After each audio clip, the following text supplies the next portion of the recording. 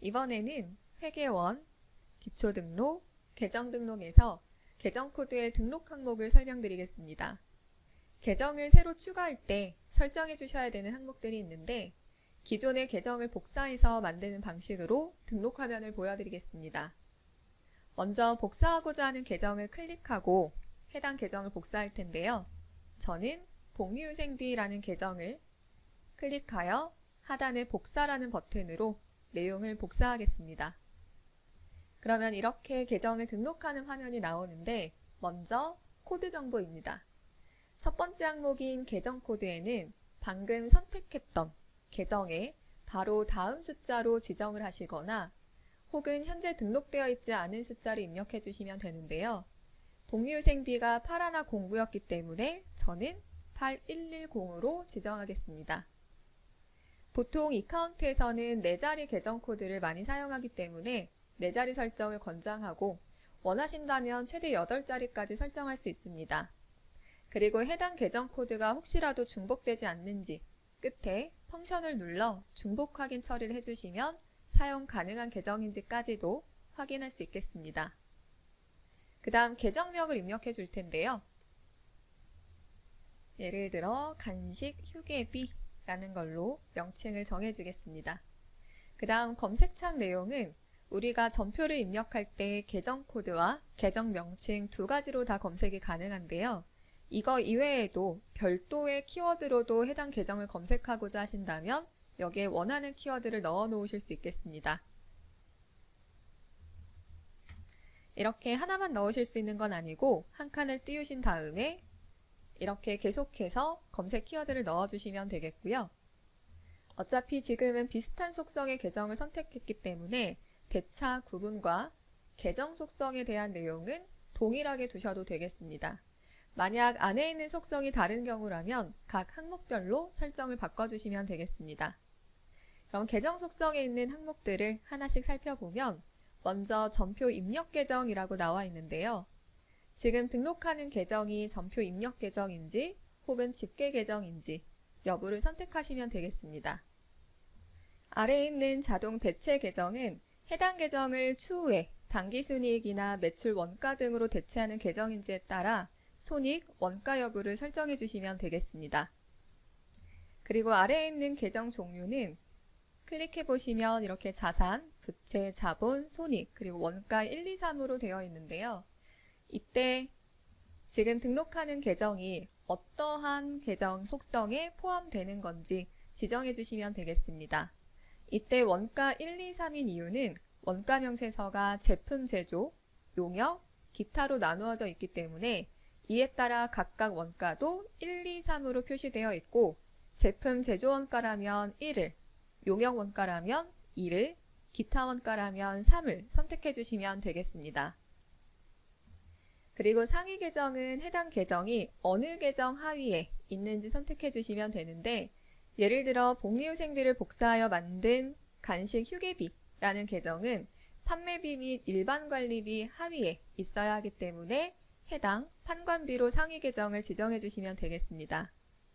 밑에 있는 하이퍼링크 대상은 재무제표에서 해당 계정명을 클릭했을 때 어떤 출력물로 연결시켜 보여줄지 선택하는 항목이고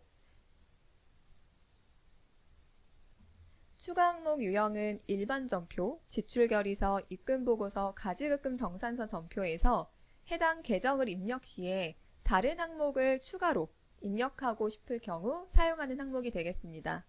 이때 관련된 추가 항목 유형이 있다면 이처럼 연결하여 지정해 주시면 되겠습니다. 그리고 관련 업무는 예금, 차입금, 어음, 유형고정자산, 무형고정자산, 그리고 채권채무로 나타나 있는데요. 해당 계정이 어떤 업무 관련인지 선택해 주셔야 하는데 예를 들어 당좌예금이라는 예금 계정은 통장 등록에서도 사용이 됩니다.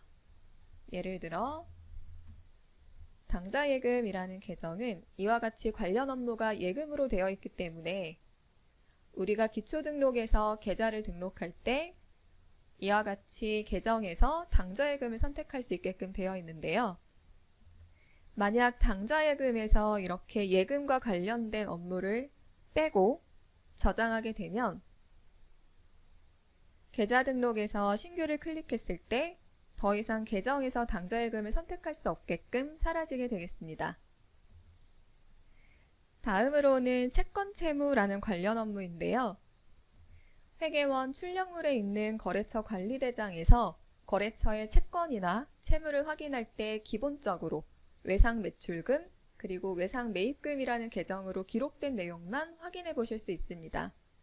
그런데 우리 회사의 경우 미수금이나 미지급금 같은 해당 계정도 채권 채무 계정으로 설정해서 거래처 관리대장에서 같이 보고자 한다면 각각 미수금과 미지급금이라는 계정에 대해 채권 채무라는 관련 업무 설정을 지정해 주시면 되겠습니다. 이렇게 채권 채무라는 업무로 관련 업무를 지정해 주시면 추후 출력물에서 거래처 관리대장 2라는 출력물에서 미수금과 미지급금까지 채권 채무로 설정된 내용을 확인해 볼 수 있겠습니다. 그리고 하단에 있는 적요 1, 2에는 계정과 관련된 간략한 메모를 해주시면 되겠습니다. 다음으로는 표시 방법 탭인데요. 여기서 평가 구분에서는 해당 계정이 평가 계정인지 혹은 평가 계정 대상인지 값을 설정할 수 있습니다.